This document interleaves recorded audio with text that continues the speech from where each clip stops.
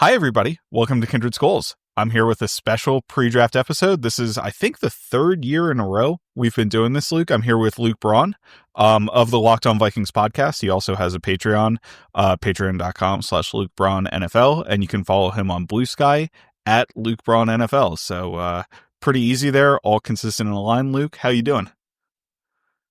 Doing good. I overslept. I took a nap and was late to this recording. So we're doing great. My eyes are a lovely shade of red. Look, let's do this. You grind so much tape, it's unavoidable, right? You know what it was? I watched too many DBs today, and it made me sleepy. They're just all sleepy. I'm so trenched out, man. I'm so trenches nowadays that having to watch a corners and safeties for this draft is killing me. Oh, dude, watching safeties is terrible. Like watching college safeties is awful because, like, especially like 2/3 of the plays don't matter to you. Like it's the plays the other way, and they hit their landmark, and it's like I learned nothing. Like I'm saying this offense because I know you hate it, but like watching safeties against the Tennessee offense has to be like literal torture because nothing happens. Oh my, right? The whole game. Yeah, it might matter because sometimes you want to see like, okay, like we've got a Flores defense. You want to see how they like respond to a bubble screen or whatever. Yeah. But for the most part, I try to look at like, okay, what are the more like downfield offenses that are really going to like test a safety rather than just watching them like backpedal 3 steps and then jog toward a tackle every play. And honestly, guys show you who they are against bubble screens at like 5 plays anyway. So it doesn't really matter all that much. Right. It's like show me one and I'm good. Yeah. Like take on a block with physicality and also tackle with physicality. And that's all I need to see. But yeah. And like it's a differentiating factor with some of these safeties. We'll get to it, I guess. But like the way they like put a foot in the ground and like trigger downhill is like very different. So it is something, but like my God, it is boring. Yeah. So great. We're running off the rails already. I'm gonna keep you here for like an hour and a half. It's gonna be a fantastic time. But the first topic I kind of wanted to get into just to set the stage for what we have at the Vikings draft. And I think it's kind of critical because the lens through which I see the draft, right, is people talk about best player available, but it's not really realistic for you to draft, I don't know, a quarterback at 24 for the Vikings. If there were a quarterback that were the best player available, or, you know, the Vikings kind of have other needs, right? But like tight end is another example where I couldn't see the Vikings drafting a tight end at 24, honestly, depending on who fell. Right. But, you know, so we want to rank the needs with the understanding that any of the needs are probably realistic at 24 in terms of the top 5 that the Vikings have. So how do you kind of order it, do you think? Boy, there's 3 that I just think are, take whatever. They're just, they are needs. I don't know if any of them are any more prioritized than the others, but they're corner, safety, and D tackle. Corner, obviously, lots of 1-year deals still. Safety, you've got a clear, like, looming issue in what are you going to do when Harrison Smith is done?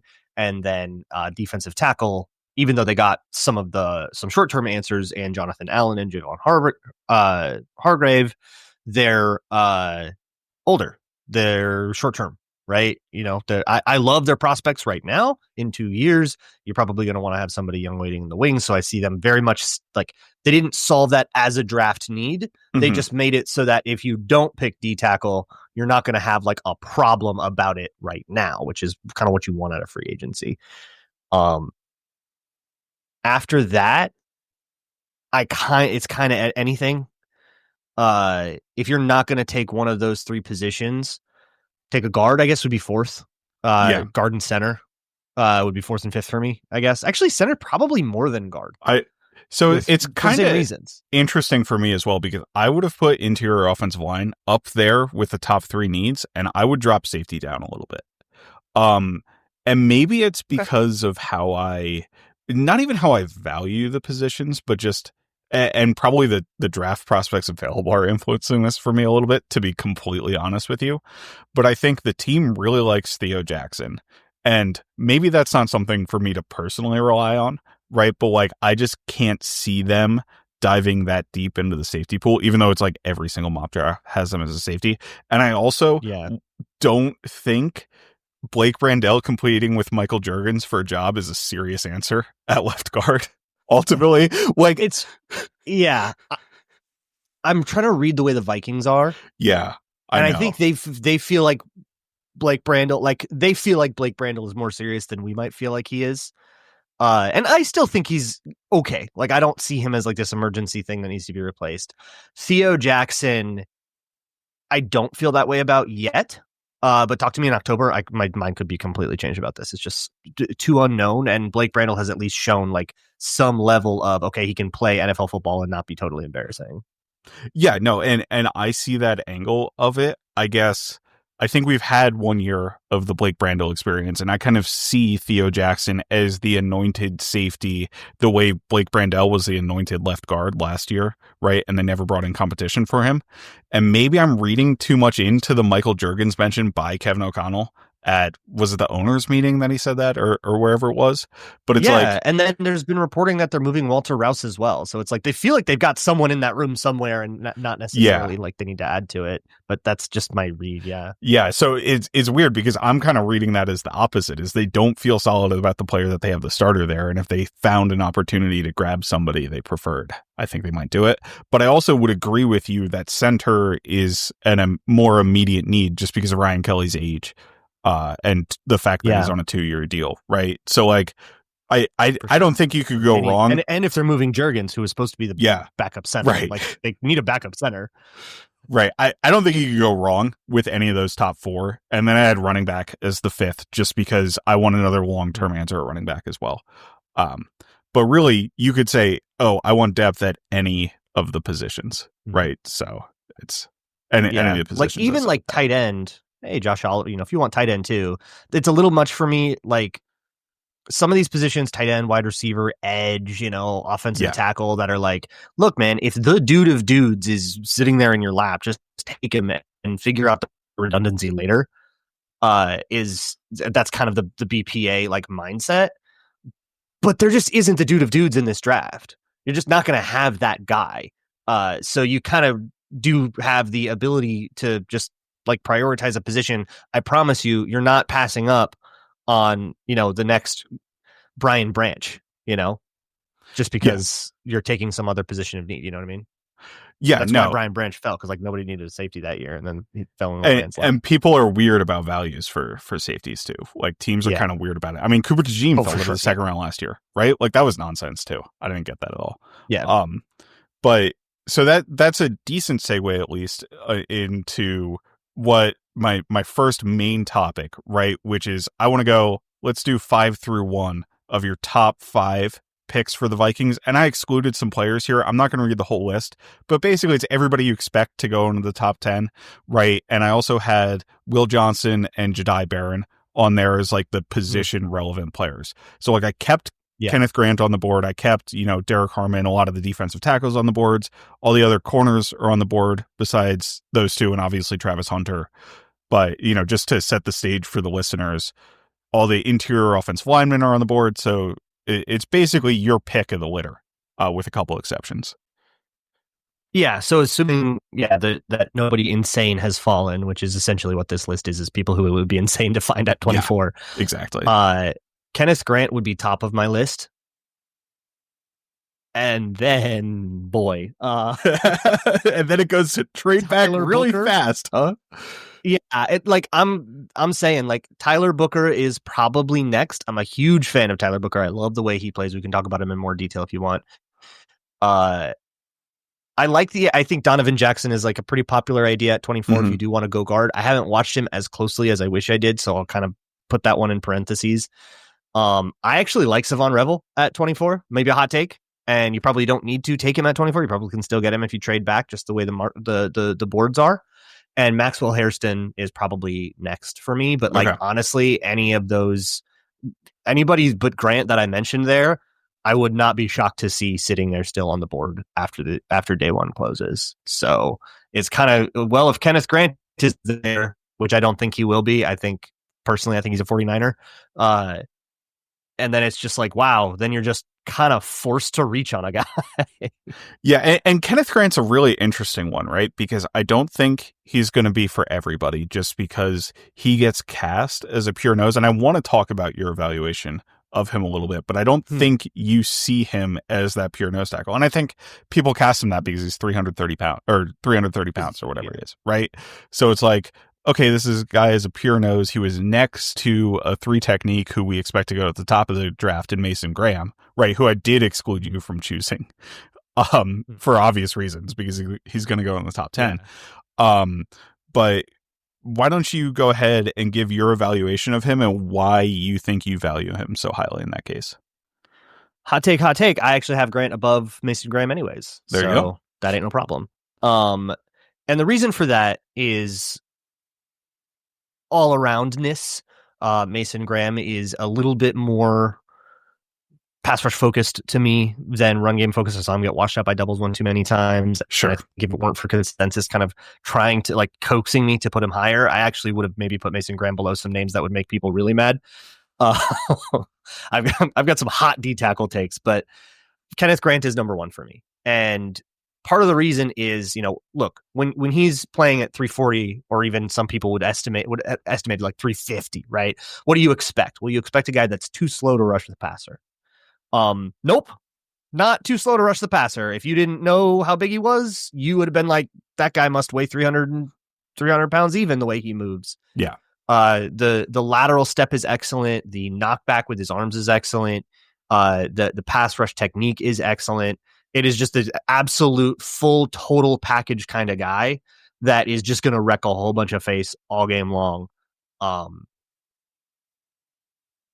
made a whole Patreon video about him. Patreon.com/LukeBraun. You can kind of see how excited I got about him, but it's just, the guy is impossible. That was the word that kept coming into my mind. He is impossible in how strong and fast you're allowed to be. Like, sure.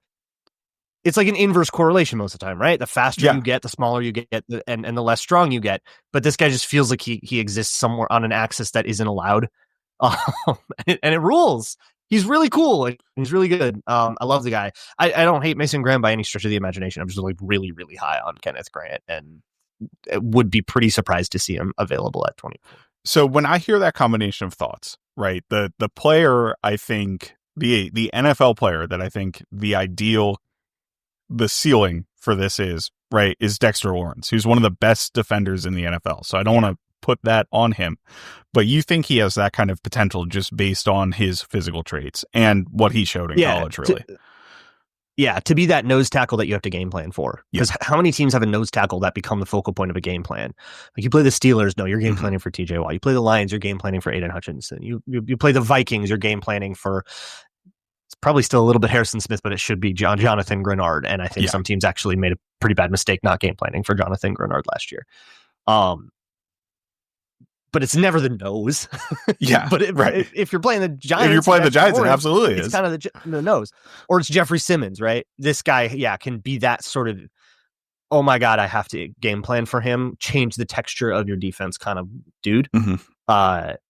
And I think he is ready to play, to contribute to you right out the box. Of course, he'll be a rookie. Everybody has to take their lumps as a rookie.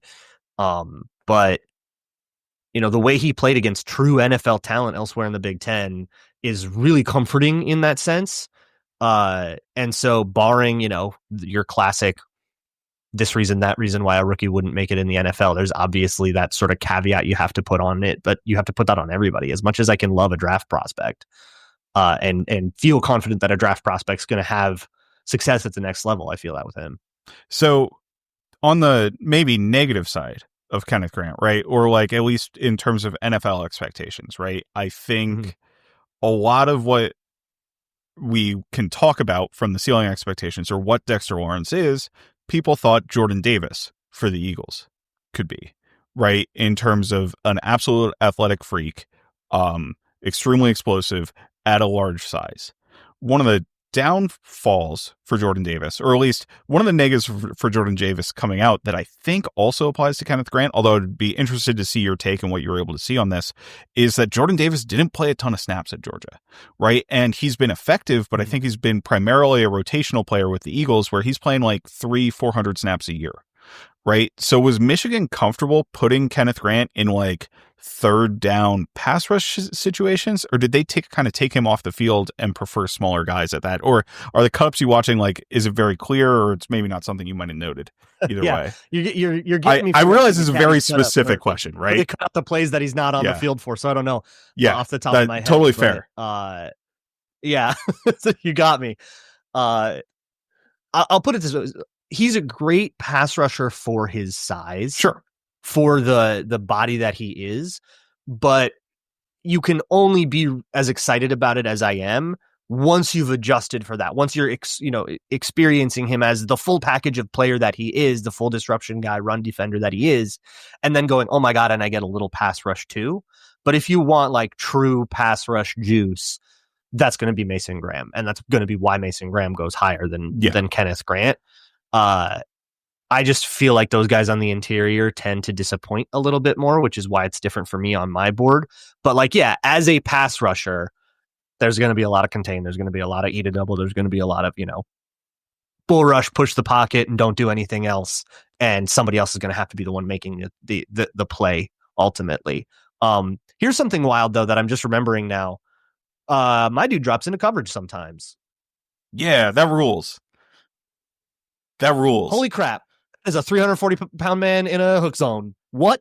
That's insane. And Brian Flores is going to do it. He's going to put that 340-pound man in a hook zone. So, essentially, he did pretty good. I think he got an interception once. That's crazy. I got to be honest. Almost did or something. So I was watching like all the Vikings free agents because I'd been procrastinating on it like over this past weekend. And like Jonathan Allen had a pretty nice zone drop in the one game. And I was like, wow, he mirrored the QB's eyes. And it was like, all right, I'll take it. But no, speaking of the Vikings defensive tackles, right? I think for me, there are like three distinct roles that they want to play with these guys, right? It's the Harrison Phillips rundown plugger, right? It's the Jonathan Allen who was Jonathan Bullard and probably a more expanded role than we saw from Jonathan Bullard as a primarily rundown player who offers a little bit more pass rush juice than a Harrison Phillips does, right? And Harrison Phillips is your nose.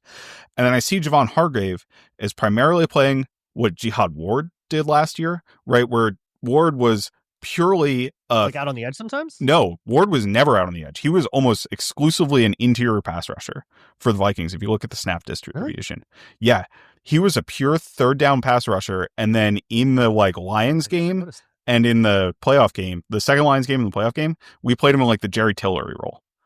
So if you look at the snaps, I guess I never noticed the Dean Lowry Memorial role. Yeah, the Dean Lowry Memorial role. So that's kind of where I see Javon Hargrave. The third D tackle that comes off whenever the nickel has to come out. That's Hargrave to me because he feels like very DPR to me, like very designated pass rush. So your profiling of Kenneth Grant just sounds like we're upgrading on Harrison Phillips, right? And Harrison Phillips is under contract. I feel like that's the Jonathan Allen successor, maybe. Or the Jonathan Allen successor. Okay, interesting. Yeah. If you want the Harrison Phillips successor, CJ West is a guy that I am huge draft crush on. Almost put him in the first round. Almost put him in my top 5. Like, I have irresponsible about CJ West. I did listen to Locked On Vikings this morning every day. So I did know that about CJ West. But no pass rush, you'll never get it. He'll be like not entirely useless, but mostly you're just going to kind of hope he takes some space. But absolute zero tech run defender, that's the guy. I'm definitely interested in that a little bit because do you know who the number one comparison for CJ West on RAS is? And it's a top 5 comparison on Mock Draftable too. Oh, really? Linval? No. Javon Hargrave.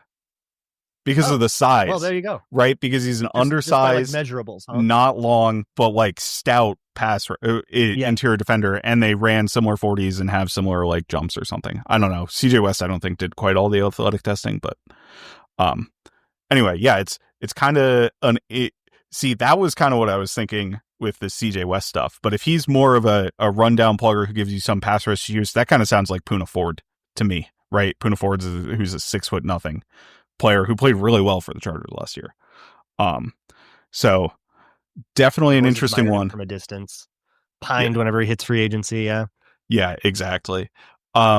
And then we'll keep it rolling with the defensive tackles here, right? And then we'll kind of get into your Tyler Booker and some offensive linemen, and then we'll get into the corners, and then we'll try to do safeties as well, even though you didn't mention any of them, because I agree with you that neither home would be on my top 5 list. Yeah, I do not have a single first-round safety in this whole class. Yeah, but why don't we get on to Derrick Harmon, who I know you just also recently did an episode for, and I think really the argument I would make for him is you see a lot more pass rush juice for him, and I just think the value that provides you, even if there are some like technical deficiencies, make it worth it at 24 for me personally. Yeah. So I would not be excited for him at 24. I would be much more into it after a trade down, and I'm not talking about a huge one. So we're not going to be super far apart here. But you know, pick him in a draft pick that starts with 30 something, like I'm fine.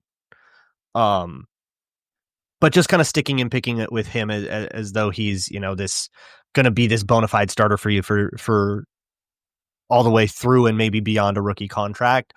I don't see it. And the reason I don't see it is I see a bit of a one-trick pony, and I'm really worried about that. Which might sound really crazy to like if you're familiar with like the surface level analysis of Derrick Harmon, where like, wait, but didn't he like line up on the edge sometimes? Isn't he like, you know, a penetrator in both run and pass? Like, what's the deal? Well, he's kind of got 2 moves, and one of them I don't think really translates to the next level. The move I think does translate is he's got a great slash step, that lateral step you take. You want to get all the way out and then up. That out step, really great stuff. He can turn. He has the flexibility in his hips, which is a level of athleticism that never shows up at the combine. There's no test for this one. But he has the flexibility in his hips to get them turned perpendicular to the line of scrimmage, to get that lateral motion, to get that lateral distance, and then flip them back and restack them back square. Really good at that. And it gets him through a lot. I think some of the penetration plays, the highlights that he really made his name on, I hate to say it, but sometimes my guy just got lucky. The running back would screw up. They'd bust a protection. He'd get into the backfield enough where like it makes me wary of the stat. He's got great like penetration, pressure, you know, disruption stats.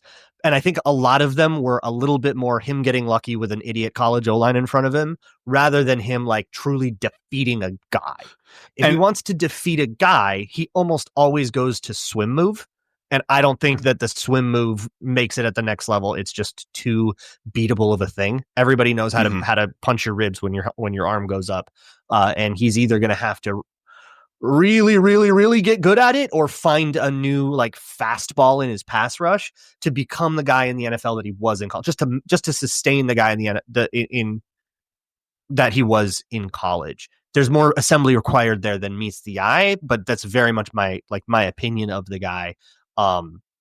He's the kind of athlete that's worth that sort of thing, but this is not a guy that like steps on the field right away and starts challenging guys like Javon Hargrave for jobs. Yeah, so I'm kind of interested, right? Because he would be a player where I don't think you're going to ask a first-round defensive tackle to be a full-time starter, and that's going to get a lot of people upset at the Vikings, right? Just like they did for Dallas Turner, because at the end of the day, like people want to see production from rookies. Is what the reality snaps is. They're going to look at snaps. Have been a thing. Yeah. Yeah. But I think it could be good to get somebody who's a little bit underdeveloped technically into the Vikings ecosystem, because I think like, and I don't know how you felt about Jonathan Allen coming in, but like, I think he's a very developed hand fighter. Yeah. Just in terms of like, even coming out, I didn't have a draft opinion back then. I mean, no, like right now, obviously, when it first came out that he was interested in the Vikings, I was like, ooh, like, I love him. Right. So it's like having a guy like that in the room for a player like, you know, Derrick Harmon, I think could be really, really valuable to get him to win beyond that initial first step, right? Because like Javon Hargrave to me is a guy who just bull rushes through people and he doesn't have secondary moves really. Like he's still winning on his athleticism at 32 years old to me. But Jonathan Allen has that secondary move kind of stuff, and he's not nearly as quick as Hargrave is. So I think, you know, as somebody who you want as a ball of clay who has great pass rush juice, I think that's where the value comes in with Harmon. if that kind of makes sense. And he's stout against the run too. Like, it's not like he's a run deficient player, right? Generally. No, I think he takes on doubles well, which is huge. And he was like apparently 340. So I guess he transferred from Michigan State to Oregon, and he was a bigger nose at Michigan State. So it's like, I can see where that lineage comes from. And I think that's a lot better than being a guy who's like in the 280s or something, trying to bulk up and start to learn how to play the run, right? Like, I'd rather learn a guy be explosive and learn how to pass rush than be explosive and learn how to play the run, you know? Right. Yeah. And that it speaks to a thing for me too, that like, so I'm not going to be familiar at all with what he did at Michigan State, because I focus really, really heavily on the final. Oh yeah. These kids change so much from year to year, but the guy you were recently is much closer to the guy that we're actually going to see in the NFL. Especially like when you start watching guys, they're freshman, their sophomore year, and they're just screwing up every other play. It's like, I don't need to see this. Oh yeah, 100%. Figure out. How about I just see what product you actually are coming out as? No, I totally agree with that. And at the end of the day, it'll be interesting to see kind of how it progresses for him as he becomes an NFL player, because I think it's important to realize that, and I get into this maybe a little bit too deep in terms of prospect age, but like, the younger a guy is, and Harmon's going to be in 22, this upcoming season. So he's not the youngest player in the draft, but he's not going to be all that old. I think it should be easier for them to learn new stuff. But I do want to flip it over to the final defensive tackle, who maybe some people are screaming that we haven't talked about yet, right? Because he's another player who's like solidly mocked within the first round, but that's Walter Nolen. So do you have any quick thoughts on Walter Nolen? I don't want to take like 5 minutes on him, but yeah, go ahead. I'm not a huge Walter Nolen guy. I saw what Georgia did. Okay. I'm not either, for the record. For what that is, so these Georgia O linemen, by the way, if you want an interior lineman, get somebody who wore a G. Oh my God. Yeah. I don't care which one, get any of them. But and actually drafting Jared Wilson is maybe my favorite idea for them at 97, if he's there.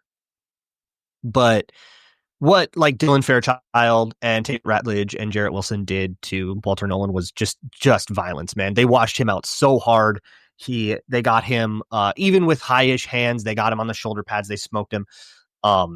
He, to me, is a pure enough designated pass rusher at the next level. I do not see him holding up against the run at the next level, and I would be genuinely very concerned about how often I can afford to put him on the field. He might have to have a sort of third down rotational role to me, at least to start, until we can get him a little more sand in his pants, because that man cannot hold up to an NFL-sized double right now. Yeah, and I think for the Vikings, that might be more important than for like a different team, honestly, just because of how run focused the Vikings play on early downs, or honestly how late the Vikings play in the back end at all times, right? Like, we really rely on early downs on that 3 down front to defend the run, because it's like Josh Metellus in the box, right? And like, not that Josh Metellus isn't a great run defender for a guy who's listed as a safety, but he's still a safety in the box on a run focused down, right? So I think it's a big problem, and we take it for granted because I think there's a lot of D tackles in the league that can take on a double just fine and do the basics. To the point where when we see a guy that can't do that basic, we go, well, yeah, but whatever. But look at his pass productivity. I'm sorry, that guy's not going to be on the field if you don't trust him to take on a double, and I don't trust him to take on a double. Yeah. So I agree. I would be out on Nolen at 24 for the Vikings. I have him like pretty deep in the 40s or in the 30s, maybe the 40s. I think people are heavily overrating the flashes on it, right? And I think it's not a consistent down to down player. Big time. So even like as a rusher. So I don't know. To me, or to you, the next player on your board would be Tyler Booker, right? And as you said, that's the point where you just want to trade down. You don't get overly excited about it. But tell us what you think is great about Tyler Booker, and then I have a couple questions for you on him. Yeah, I could be talked into Tyler Booker at 24. This is like right at the edge of guys that I actually feel good about sticking and picking at, and everybody else I said, I'm like, him and Revel, I'm like, maybe, right?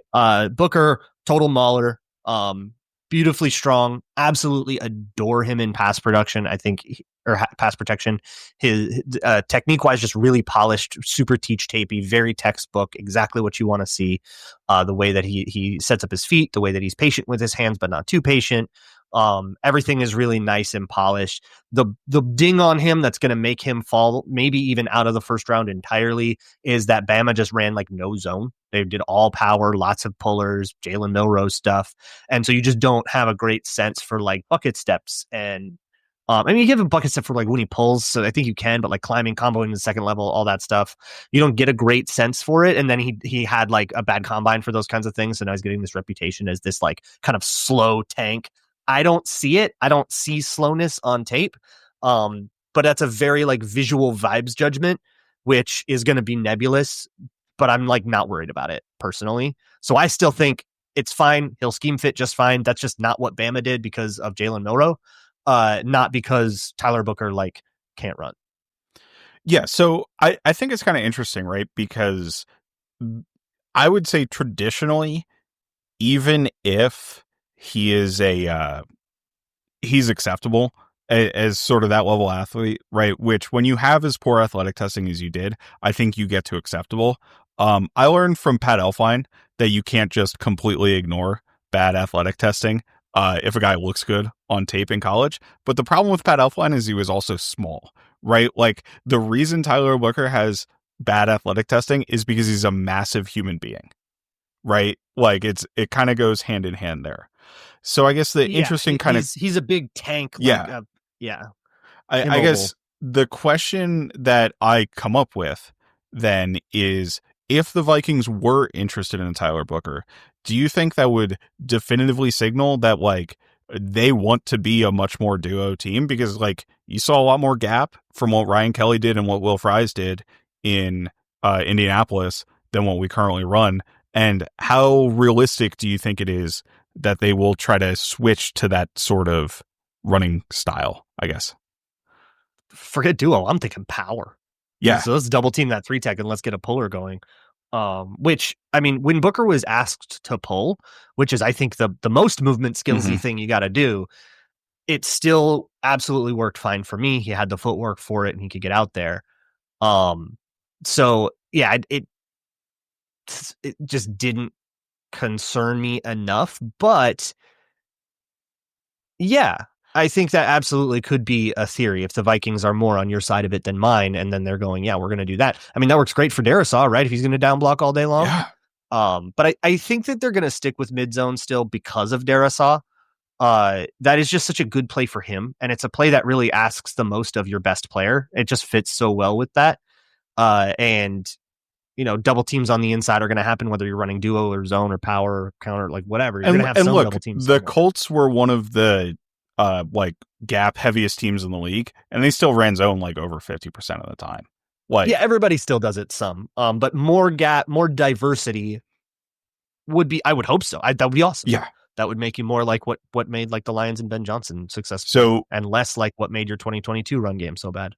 One final question on Booker is like, can he hit second level targets like on screens and stuff where he's trying to get downfield and get smaller guys in his frame? Does he execute those blocks? Because that would be the major concern I would have in terms of movement skills is if he's not able to do that. Yes, okay. He can. And watching him do that, I absolutely had no inclination that he was going to like run a crappy 3-cone. Okay, then that like solves the problem for me. If you're doing it against fast SEC defenders on tape, like I don't think it's all that different from doing it at the NFL level. Not that, you know, these guys aren't, the majority of them, going to become used car salesmen or whatever, but like at the same time, like these guys have clear athleticism. So he's not doing it at NDSU, which is the other offensive lineman I want to talk about. Oh boy. In terms of Gray Zabel. So I found it kind of interesting, right? Because I listened to your pod on Gray Zabel, and I think what I came away with thinking initially kind of felt a little off compared to how you valued him to me, because I think in general, and please correct me if I'm wrong here, you really like the movement skills. You thought from a tools perspective he was good, and he was somebody who was a guard at the next level rather than being a tackle, right? And thought he could make the transition, thought he had the tools to make the transition to guard, right? There wasn't something where he needed to be a tackle because he had the Mike Remmers problem, right? Right. More that his technique at tackle is so primitive and needs to be reconstructed so much that like the cost of moving him to guard, where you would also have to reconstruct all those same techniques, is negligible. You're rebuilding it anyways. Put him where you think his size fits. Okay. And that's kind of where I want to get into is, obviously from a value perspective, you don't think the athletic traits or his positive abilities make it worth spending the first round pick to have to teach him all of those techniques.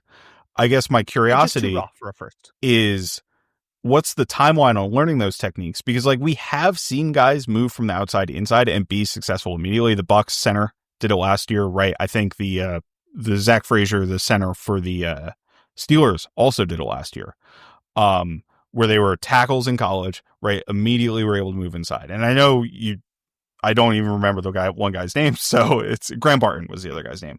But like, there have been guys that have been able to do it. I guess you just think he's so far behind that he's not going to be able to. Yeah, and like if he ends up being a Viking, my initial reaction would be like, okay, that's one I'm going to have to be pretty patient with. Sure, but that's okay because you're drafting athletic traits. If think of the vibes of drafting Danielle Hunter, but at guard, where do you value that? Okay. I don't think you do that as a first rounder. If you have Danielle Hunter in this year's draft, his name is Shamar Stewart. So, not saying that he's going to become that, but just saying, like from a traits perspective. Yeah, well, people are a little more on to him. I think he's going like top 15. Right, exactly. That's what it's turned into. It's kind of insane. Yeah, right. But that idea, right? The raw but athletic third rounder kind of thing is like where I feel it. I have him a little higher than that, but still, it's you asked the timeline, and while there are a couple of notable exceptions that you mentioned, by and large, interior linemen take a minute. Even Ezra Cleveland, right? He moves in from tackle to guard, and that turned out to be the right thing for him. And he ended up blossoming into a totally reasonable guard.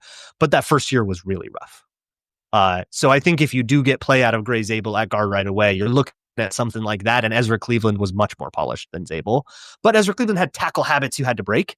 And so what's nice is I don't think you have necessarily habits you have to break. You just nuke everything and you build everything brand new from the ground up. And that can honestly low-key be a bit of a faster timeline, but it's a lot less acceptable to put in right away. So maybe he will be ready before the end of his first year, but oh my God, do not put him in week one. Where like if Ezra Cleveland had to have played week one at guard, it might have been all right. It might have been, bad, but not embarrassing. I think the way that Zabel, especially like the thing about him, he does not do like a kick slide very well at all to me. It's a back pedal. His hips aren't really with him. His weight is on his heels. It's begging for disaster kind of all the time, just the way he sets up at guard. That's way less of a problem. And you're just going to learn different pass sets anyways. So you're going to kind of naturally remove that stuff. And I know that teams want to put him at center because apparently he's really smart. He can snap. That's also totally fine by me. Yeah, sure. Do that. Yeah, and like if it's a situation where we talked about Blake Brandel a little bit, like I don't mind starting Blake Brandel for 8 weeks or whenever until the bye is, if somebody like this is added and then he's made enough progress. But it's scary, and it gets back into the early conversation we had where people start going like, where is the production for our first round pick after 3 weeks when they have played limited snaps? You know what I mean? Like that drumbeat, especially on offensive line, which is kind of a position I think you expect to have impact right away, and interior offensive line, right? I don't think people accept a lot of baking time for somebody you're drafting that early at guard, right? Because like the value proposition to draft a guard high isn't good, right? So people are like, if I'm drafting this guy high, he needs to contribute immediately. Well, excuse me. No, go ahead.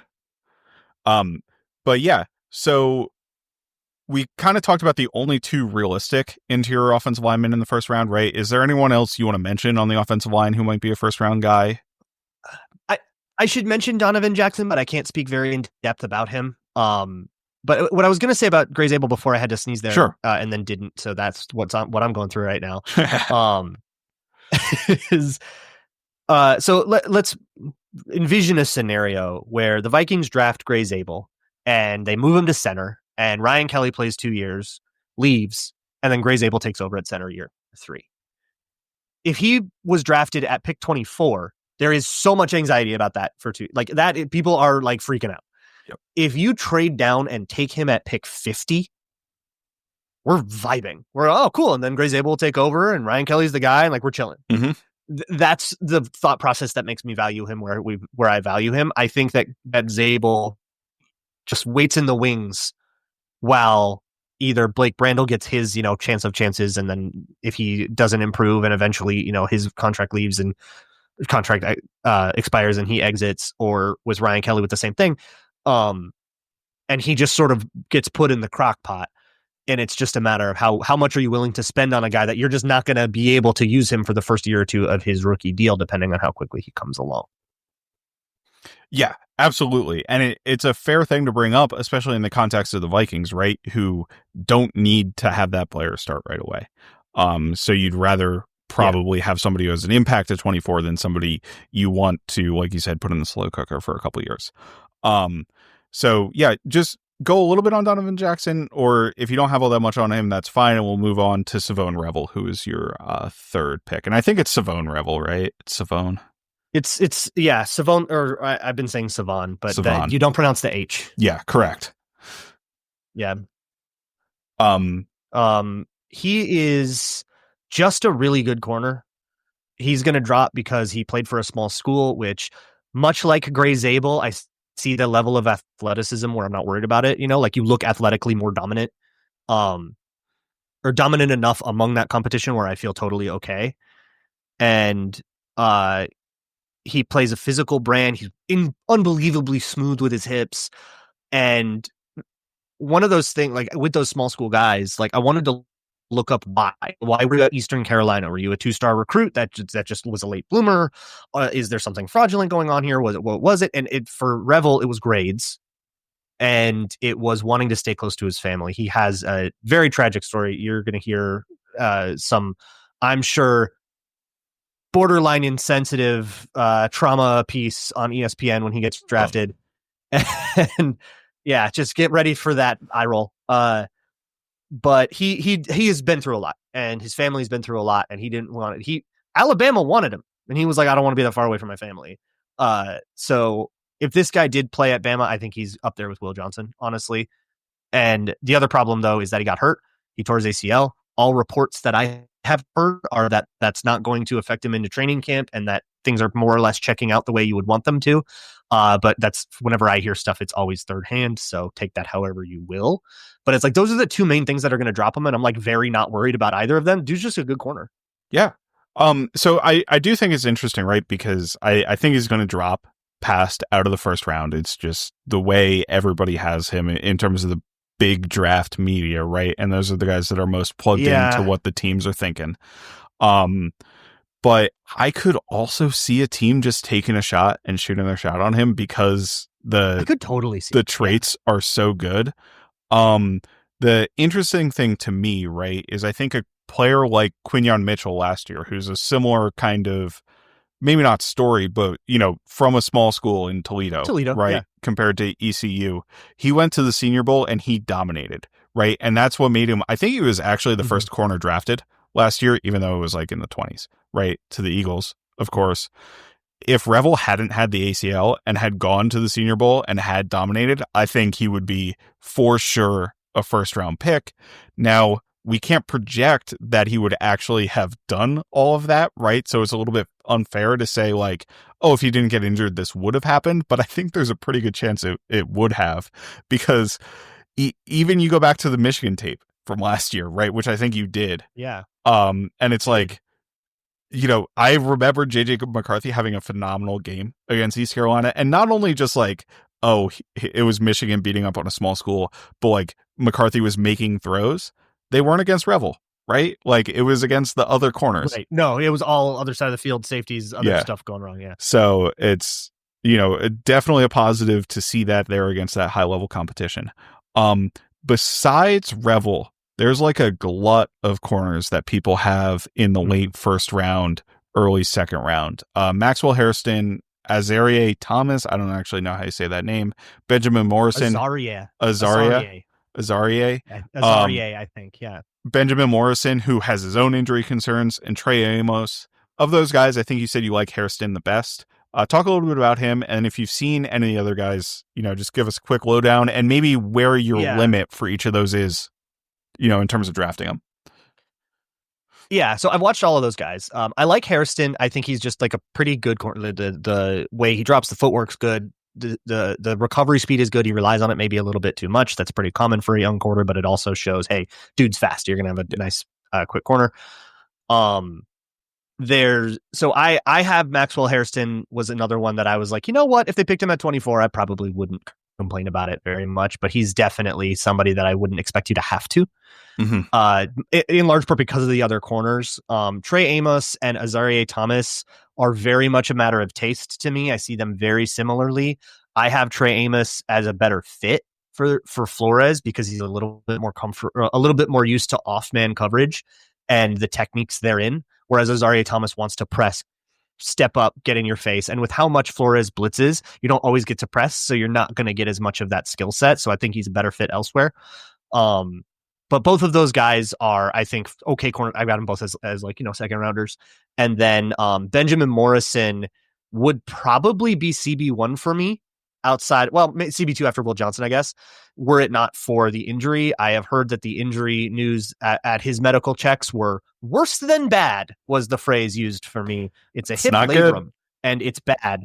So that seems to be like a genuine, not risk, but like, oh, this is like not going to be the same guy and you're lucky if it is kind of thing. Yeah. Which is heartbreaking because that dude, his tape rules. He's super no. good. Yeah, it's hard. I couldn't keep watching. I was like, God, this is just making me mad because it's just going to be a thing. If he does stay healthy throughout his career, like he absolutely has the chance to be a guy that gets taken at pick 162 because everyone's so worried about his medicals and then becoming just like a star throughout his whole career because you just get lucky. But you kind of just have to understand that you're asking to get lucky when you're drafting him. Yeah. So that puts him for me in like the 40s to the 90s. Like if you found a way to trade up from 97 kind of thing. Or if you depending on where you are, if you trade down, like if you trade down and get a second and a third, you take him with a third you got kind of guy. But I have no idea where he goes. There could be a team that absolutely thinks his hip is fine and takes him at 15. And I think that his tape is honestly like worth it. It's just that the medicals are a huge red flag. Hey, that's really good information to have on him.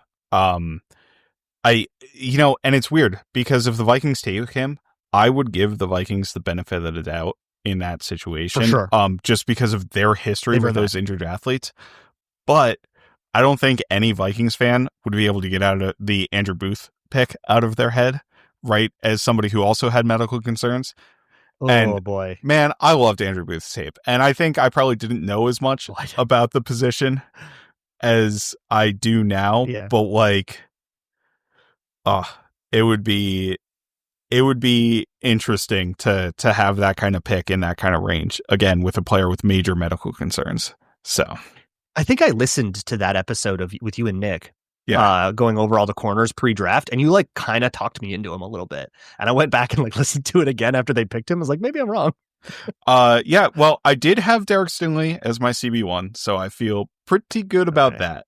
So I also that's a nice call. Although it's probably now I guess it's debatable with Sauce because he kind of had a down year. But I also did not like Trent McDuffie, so I got that one on my face.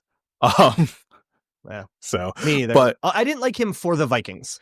But the second he went to the Chiefs, I was like, oh yeah, that'll work. Well, and that's the thing for me with Jahdae Barron this year is I can't get out of my head that the Vikings corners are Byron Murphy, who's 5'9" with sub 30-inch arms, Isaiah Rodgers, who's 5'10" and like 170 pounds with 29-inch arms, and Mekhi Blackman, who's like 170 pounds soaking wet with 31-inch arms and 5'11".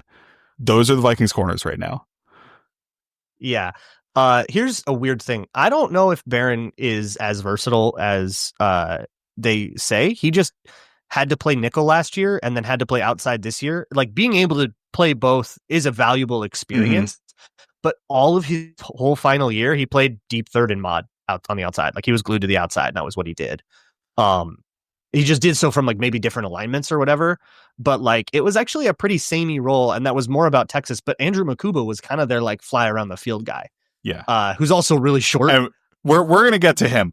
But yeah, but I found it really interesting. I kept expecting to see him in all these different spots moving around the field, but really it's just that they parked him somewhere and said, this is your job. And they just changed what that was year to year, but they gave him a whole offseason to get used to it. I would wonder if you can really Swiss Army knife him over a game the same way, but I also might be like deeply overthinking that. Like, he can play nickel, he can play corner. What's your... Yeah, I guess my thought process for the Vikings is you don't need to Swiss Army knife him because you have Byron Murphy who already does that for you, right? Yeah. In terms of that inside out flexibility. And what leveled up the Vikings defense last year was honestly the corner additions. For as like inconsistent as Stephon Gilmore and Shaq Griffin were, just because they were kind of washed, right? Like, they weren't at the top of their game. They were hidden too. There was a lot of squat, a lot of flats. Here's the thing. They were still so much better than what we had the year before with a Caleb Evans and Mekhi Blackman that we could play man coverage when we wanted to. Like, and it wasn't perfect. A little bit, yeah. But we played it quite a bit more. So it went from being a middle of the pack defense that was a disaster towards the end of the year to like one of the best defenses in the league. Right. So I do think they really made that difference, which is why I want to see another bigger outside corner, because the size and length that those guys had, I think, helped them quite a bit over the course of the season. There's Revel for you. I think my like dream scenario is like trade down, draft Revel, draft Jared Wilson. Hey, and then keep 97. That would be the pie in the sky to me. The real pie in the sky is Kenneth Grant Falls, but I don't see it. Yeah, no, you've talked me into that part. So I think we got through all the guys you mentioned as potential top 5 picks. I do want to cover the safeties just because, they're a huge topic of conversation. I know you on your 4 on Friday talked to Tyler Forness, and he's like, yeah, everybody puts Nick Emmanwori to the Vikings. And I listen to like a bunch of like national podcasts, like Mina's show and stuff like that. And everybody, when they bring up Nick Emmanwori to the Vikings, they just salivate. Oh, look at what Brian Flores could do with Nick Emmanwori. Look at what Harrison Smith could teach Nick Emmanwori. And I just don't think that's how the safety position works, man. Like, these guys got to be smart when they come into the league. Or I don't know if it's something you're going to teach them. I don't know. That's just me. I watched Lewis Cine be awful for 3 preseasons straight, and I'm out on it. Yeah. And that guy could have Swiss Army knifed for sure. Like, that guy had all kinds of ability to move around. You know who has a 996 RAS because he didn't run the 3-cone and the short shuttle? And the only reason he's less than a 10 probably is because he was 200 pounds instead of 230 pounds. Lewis Cine. Yep. And guess who didn't run the 3-cone? Emmanwori's athleticism is a lie. I'm ready to say it. This is maybe the spicy take that's going to get me in the most trouble with Vikings fans, because I think both Starks and Emmanwori are both not first rounders and not very good fits for the Vikings. And both of that is because they are not aggressive safeties. Neither of these guys are like triggering downhill, or like, you think about like you're the weak side safety. It's trips. There's a guy coming over the field and you're going to like come pop him, right? You think of that Harrison Smith play where you're just going to like lay an absolute hit on him. These guys don't do it. They don't have that killer instinct when they're coming in on a play in the flat. There's an example. I'm working on a Malaki Starks video for Patreon right now. And there's an example from, I think it was the Texas game, might have been Bama, but where he kind of dips under the lineman on a little like screen out to the flat, and he's just going to blow it up. It's a really nice play. And he kind of like breaks down and very safely makes the tackle. Huge tackle for loss. Awesome highlight. Yeah. But he doesn't like pop it. And there, it doesn't matter. It's a great play. We're really happy with it. But when it comes to plays again, like Jalen Milroe made mincemeat of him, just by waiting for him to break down and then using that stop in his feet to like get around him. Just a really, really cautious player, really hesitant player, hesitant tackler, and, you know, leaves late sometimes because he's just not quite sure that he trusts what he's seeing. That all that stuff is so not Flores-y. Flores-y wants somebody aggressive, wants somebody that's going to fly downhill, trigger, pop the absolute heck out of some stupid little slot receiver thinking that he's cool running a bubble screen, and you want to just like pulverize that guy, pound him into a fine mist. Emmanwori is the same. I think both of those guys are finessey. They're coverage center fielder safeties, and I do not see them having versatile roles at the next level. I see them being half safeties, playing on the roof, you know, coming down from the alley in the run fit, maybe, but I do not see those guys as like box players at the next level. I don't see them as Flores fits at all. And I would be pretty disappointed if those guys, either one of those guys, were the pick at 20. Yeah, and the way you describe Starks coming down against the run would give me particular concern for the Vikings, because they're going to have to play Jahmyr Gibbs 2 times a year.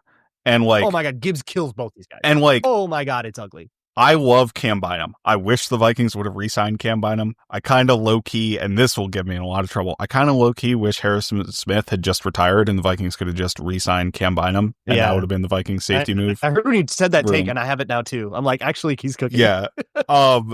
Like, as much as I want Harrison Smith to literally be a Hall of Famer, and it's not going to happen because the postseason awards voting in the 2010s was irreparably screwed up by the Legion of Boom. Sorry, I'm getting off on a complete tangent. Cam Bynum could not take an angle against Jahmyr Gibbs. The reason Jahmyr Gibbs killed the Vikings is Cam Bynum could not tackle him. He could not get in his way. Man, if you like bad tackling angles that lead to embarrassing misses, let me show you Malaki Starks. It's not good. And that's and he's not athletic. He's the really bad 3-cone, really bad agility testing. You can see it on tape, and that's what. And I think you can see what it would have been for Emmanwori if he had taken those tests.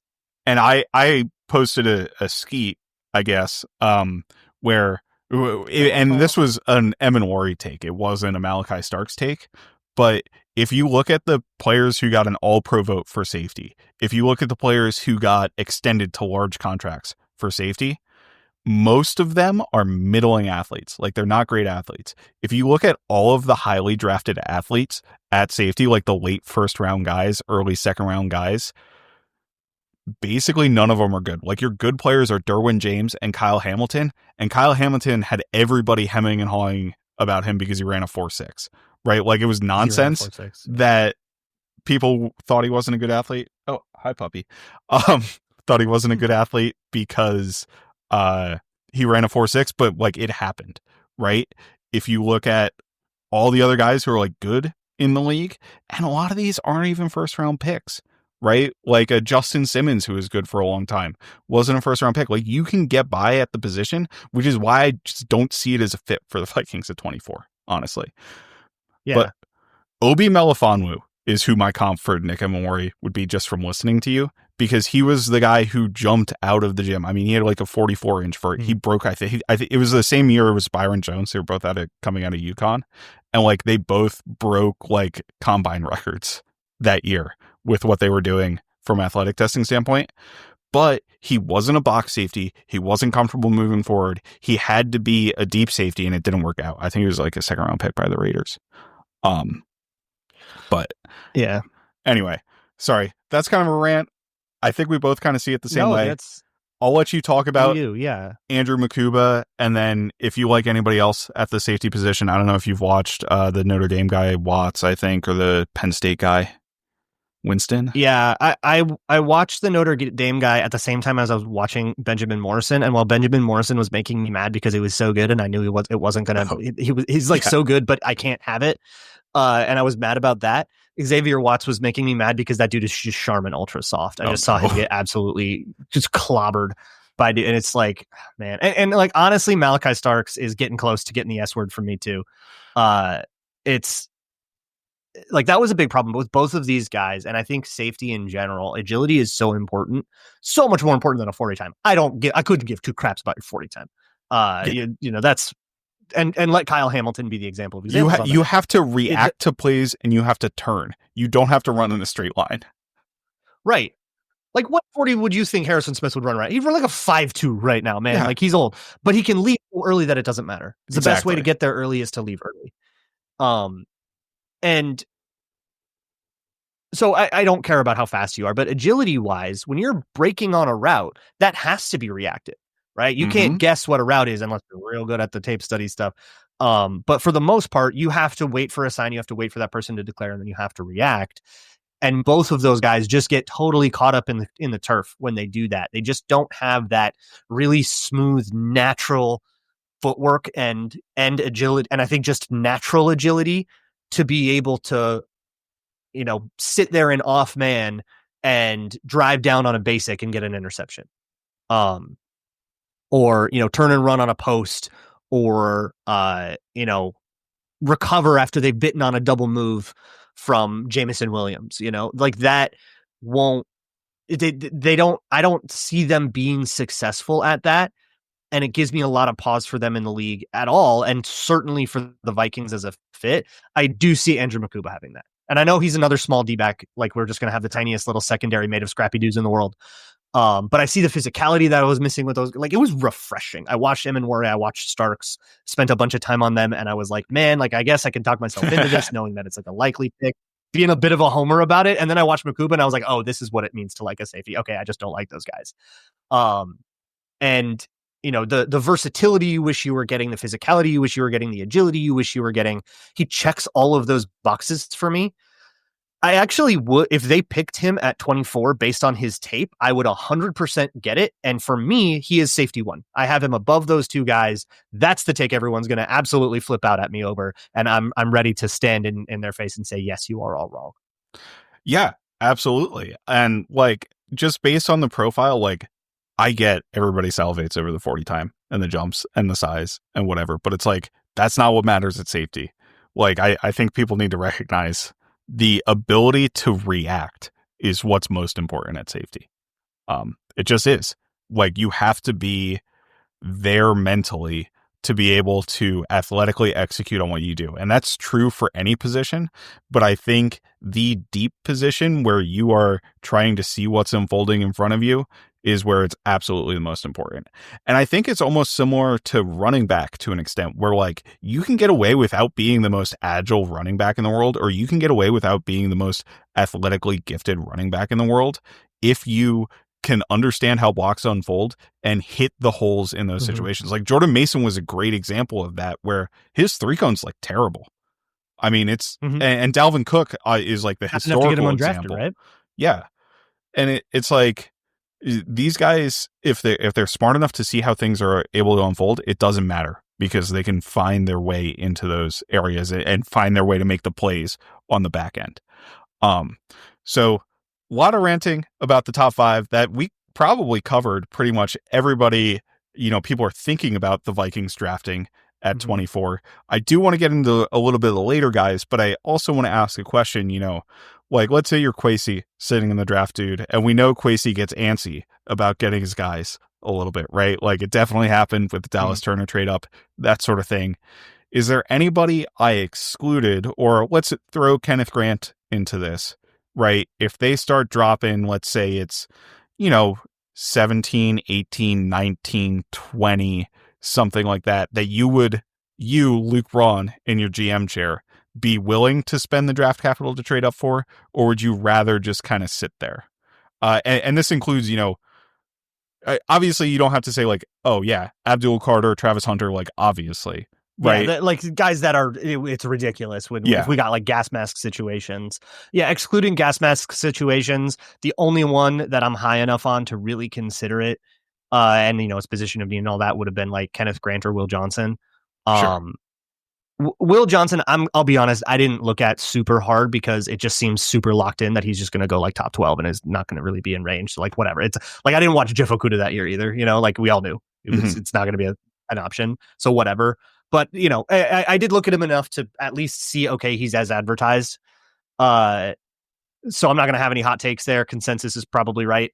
So yeah, Will Johnson or Kenneth Grant, I guess. But otherwise, like all these other names you gave me can be somebody else's. And if they're starting to fall to me, I think I'd rather hope that they are still there on the board at 24 and that I can get someone to trade up about it.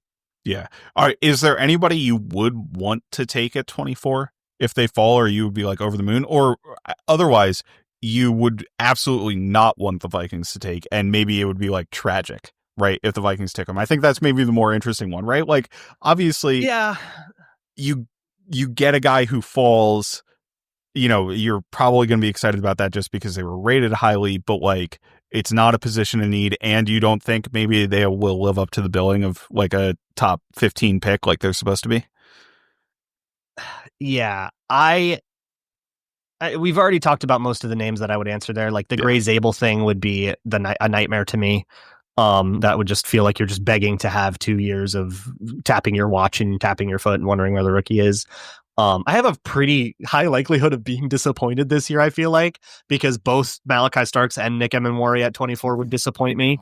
For me, the would pick at 24 tier of guys that I have watched, so this is far from comprehensive, is Tyler Booker. I have Donovan Jackson tentatively there. I'm going to probably try to, catch up on him and really finish that evaluation. It's unfinished, but it's where I have him start at least. Kenneth Grant, Mason Graham, Jahdae Barron. Have I been saying that wrong? It's Jahdae. I think Barron? It's Jahdae. That's what I've heard, but it's so weird. Shavon, Revel, and Maxwell Hairston. That is end of list. That doesn't include. I didn't watch like Luther Burden or Jihad Campbell or any of those guys. Sure. I have no idea. That if they draft them, I'll watch them then. But I'm kind of sticking to the positions I think it is to try to focus my energy. Yeah, no, absolutely. So call me agnostic on those. I don't know. That's it. End of list. There's probably some people missing from that list. There's no running backs, no safeties on that list. I don't think there is a first round running back in this class, which is also maybe a pretty hot take because I think there will. Oh yeah, everybody loves Ashton Genty. So well, and O'Marion Hampton might go first. Might go first round too. I just don't. I won't agree with it when it happens. I just don't think either of those guys are game changers enough to make it worth it. I think like running back value wise, Jonathan Taylor went in the second, and I think that was appropriate. If Ashton Genty can be Jonathan Taylor, be your bell cow dude, good for you. But I don't know if it like defines the offense in a way that the Colts are happy with, as evidenced by them, trying to get cheaper on the interior line and not necessarily being the same bruiser team that they were before. But yeah, and then when it comes to like wide receivers, tight ends, linebackers, all that stuff, ask someone else. Yeah. So I just want to get a couple hot takes off here because these are both pretty hot. Tyler Warren, I don't like at all. Like, I don't know if he's a first round tight end. Because he's just tall Kyle Juszczyk, is the take. So and this is mostly synthesized from like hearing how people talk to him. He is apparently not a good blocker. Like the way people talk about Tyler Warren, you would think he's a good blocker, but even the guys who are positive on Tyler Warren are like, he's a willing blocker. He doesn't technically execute blocks well. Right? Yeah, that's how you know. So is Ashton Genty's a willing blocker, but that guy is built like a fruit fly and just will die. Like, yeah. And it's like be a limit to that. It's like, so you're selling me on this player because he's basically, I don't know, Rob Gronkowski, the next coming of Rob Gronkowski, right? And he can't block all that well, and he doesn't win one-on-one as a route runner. Like, he's a yards after catch guy who like is a super fun football player, and that's why Kyle Juszczyk is the comp, because Kyle Juszczyk is an awesome football player. Like, he's super cool to have on your team and on the football field, but I can't, like, it's blowing my mind that people want somebody like that in the top 10. Also, he's like 24 years old, right? And this is his only year of production. So that's a major red flag. Like, I don't know, man. It's wild to me. The other one is Jalon Walker. I don't think is a good football player either, because the way people talk about him is the same thing. He's a 6'1", like not long, or I guess he's got longer arms, was playing off-ball linebacker, but isn't all that athletic. Like, Micah Parsons is so good because he's an absolutely ridiculous athletic freak, right? And the comp is Micah Parsons. Well, if you take Micah Parsons without the athleticism, what do you have? You have a bad football player. I don't know. I don't get it. Anyway, sorry. I can't say anything about either of those guys. I will jump on the tight end thing with you. Colston Loveland, bad player. Mike Gesicki, second coming. Don't take him in the first. AJ Barner was better. AJ Barner was better in 2023 or whatever that was. Some of that comes from like holdover from being frustrated with him when watching JJ McCarthy's tape. Yeah, that's what I meant. Like I said before, I'm not holding him. I'm not holding your junior year against you if you played better in your senior year. I haven't seen much of his senior year, but I've seen enough kind of through osmosis watching like Big Ten defenders against Michigan to see that it doesn't look very different to me. Oh, no. Still a little bit of a bozo. If you hear still a good route runner, like, but just an absolute liability in the box. Oh my God, that dude is a mark if you're trying to make him block. If you hear anything about any draft analysts talk about Colston Loveland, they're like, you really got to go back to the 2023 tape to see what this player is. And it's just like, no. Yeah. Like I felt so not to rehash this because we did this whole thing last year. I felt so insane listening to people talk about Michigan supporting cast. Because when I turned on that tape, I expected to see this like Alabama-esque polish pro. I'm sorry, Roman Wilson sucked, by the way. He's bad. He's not good. Yeah, he didn't make it at all. Yeah. He was the only guy I thought was like doing anything at all. I mean, like Cornelius Johnson, total bozo. Colston Loveland, total bozo. Pass pro busts all over the place. Just disaster tape from 10 out of 11 guys. And JJ McCarthy just holding that thing together like Spider-Man in the train. Like, 15-0 national championship. Insane.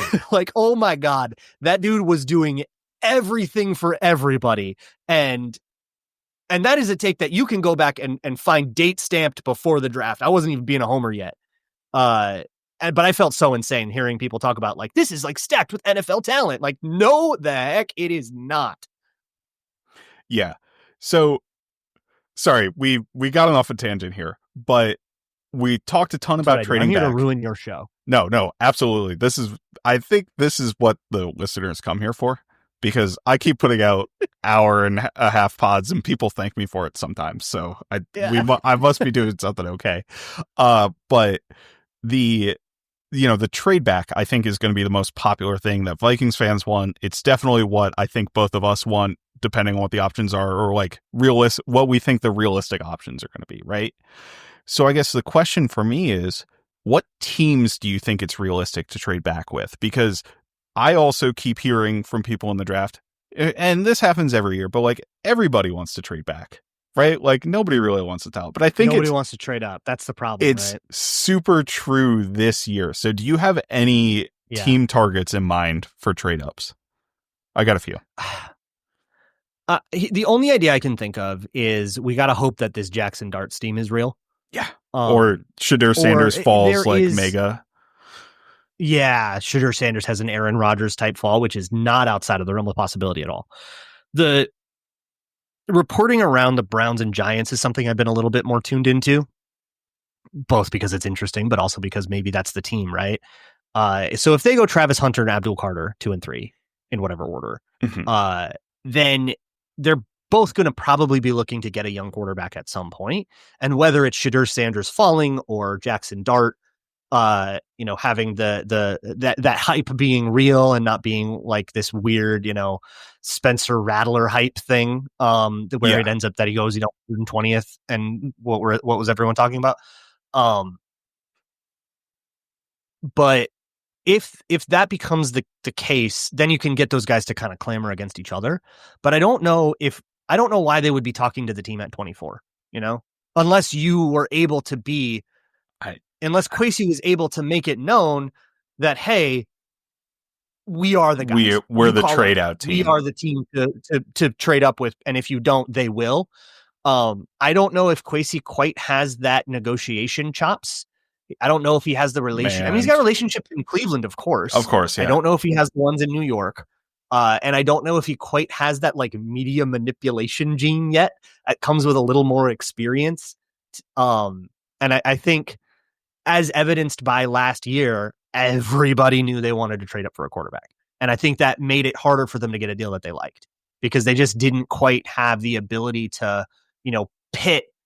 There's a world where you could at least spread a rumor that Washington wanted to trade down with you and you better get on it, New England. Otherwise, I'm going to leapfrog you and take your guy kind of thing.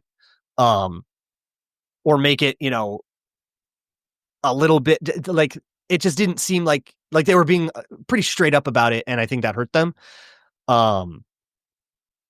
So I really want them to trade down. I really, really, really do. Me too. But it's going to be an uphill battle to do that because of the way the board is and because of the kind of narrative manipulation you're going to have to do. Because if I'm Cleveland or New York, I'm looking at 30. Why would you even think of going all the way up to 24? Nobody in that bottom 10 picks of the first round needs a quarterback. You do not need to leapfrog everybody and come up that high. Yeah, so you literally have to sell them that this other team is coming up for the quarterback to leapfrog me here. And it is nice because both the Browns and the Giants have extra third-round picks in the comp range.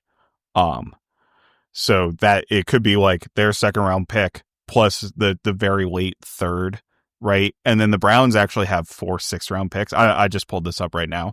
So they can make pretty effective change, right, with all of those 6th-round picks. And it's appealing to the Vikings, who only have 4 picks in terms of trading back in that range.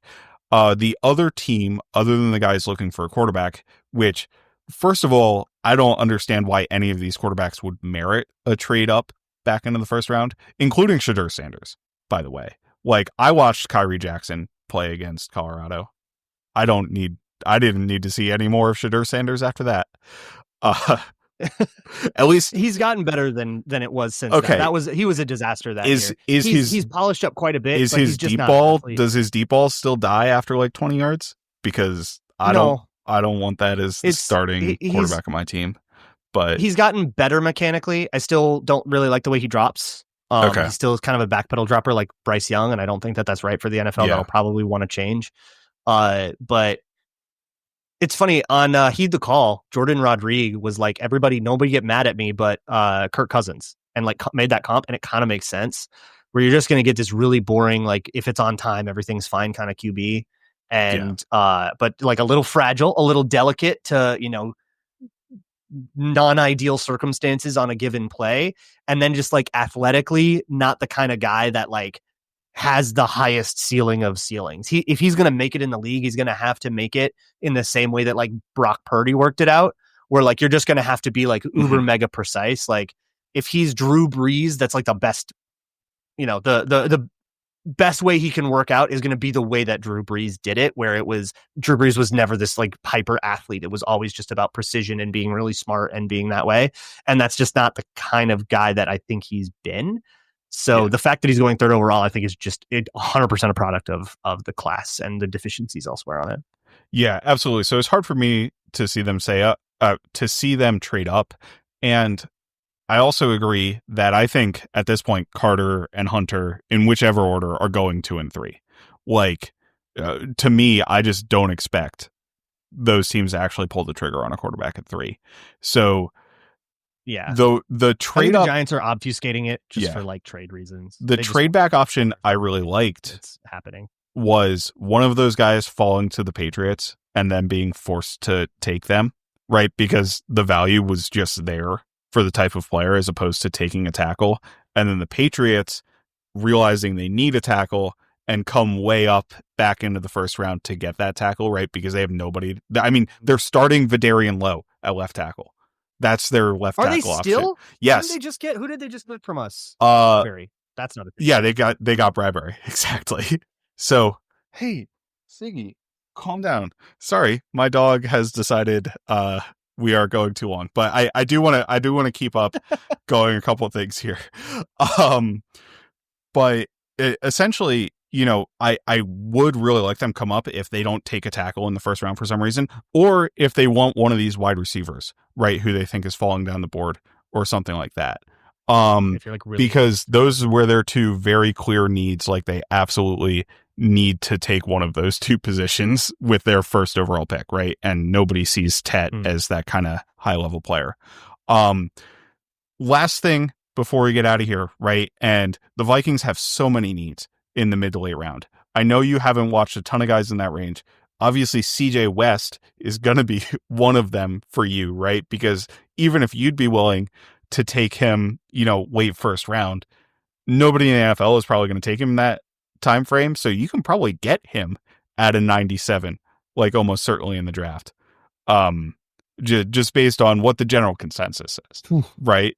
I'd be doing backflips. Right. Once we get to pick 40, I'm going to start chanting CJ West with candles lit around me.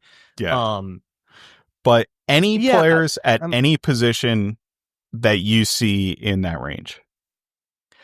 So looking at, this is where I'll come back around to the Georgia interior line. Again, Jared Wilson is just a good stout center, excellent pass pro. Seems like they're always in the right place, which I credit to the center. And the doubles with him are great. Tate Ratledge is awesome. I like Dylan Fairchild a lot, but he's a day 3 pick because he didn't pull. They would pull it. They would either take him out of the formation or they would switch him to the backside to the play side so that he wouldn't have to pull. So that's probably really bad. I've never seen that before, but he was not allowed to pull. So that's probably a huge red flag that's going to sink you a lot, but he's phenomenal at everything. He's really good guard at everything else.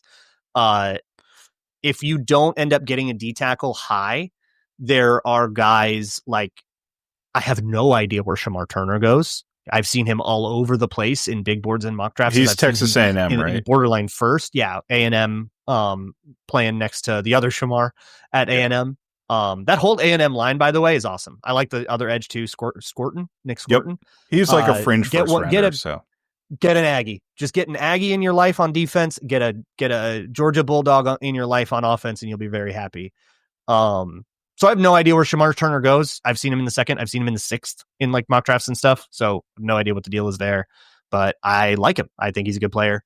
If you want a true DPR, like a true, a let's get pressure, third downs only kind of guy, take a Gamecock. Either of those would be fine. Tonka Hemingway and TJ Sanders.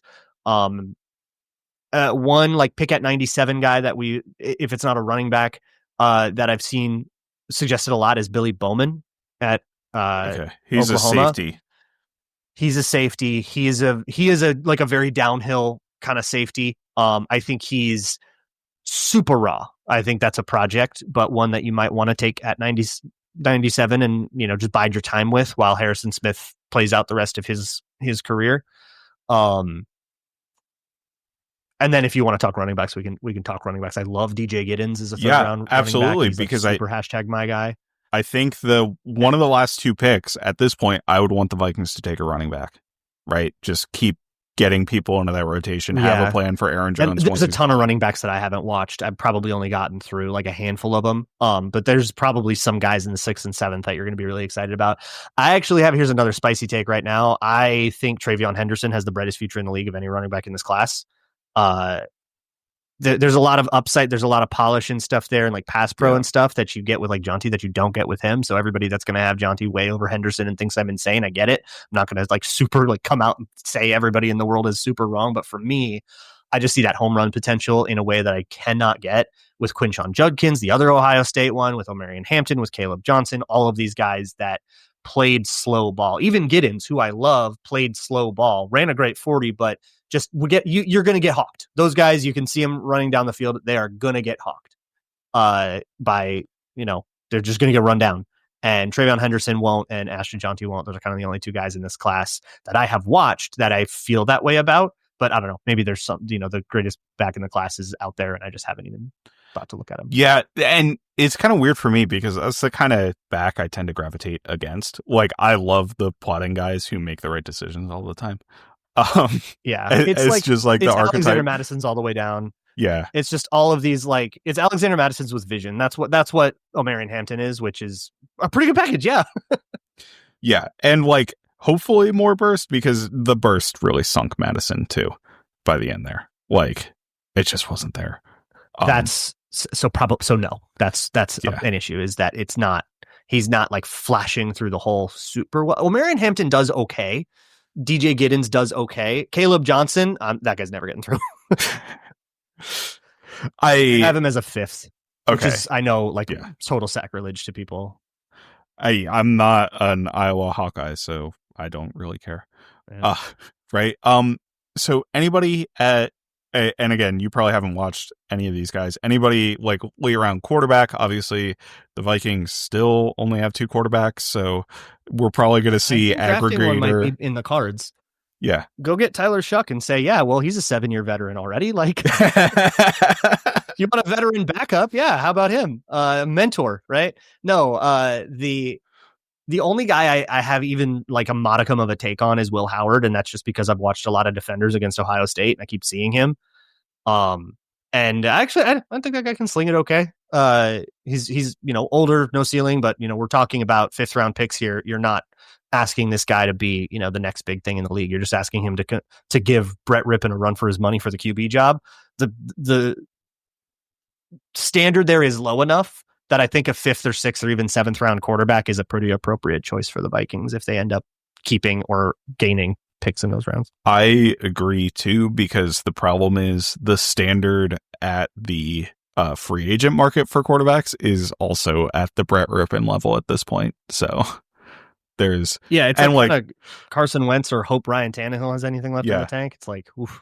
It is what it is because they made the decision that I think they made a mistake by letting Nick Mullins walk to the Jags. Like, I would have just paid him the contract that the Jags gave him, but it was also hard because that was the first thing that got reported before the Sam Darnold and before the Daniel Jones thing. So it's like they were really stuck there.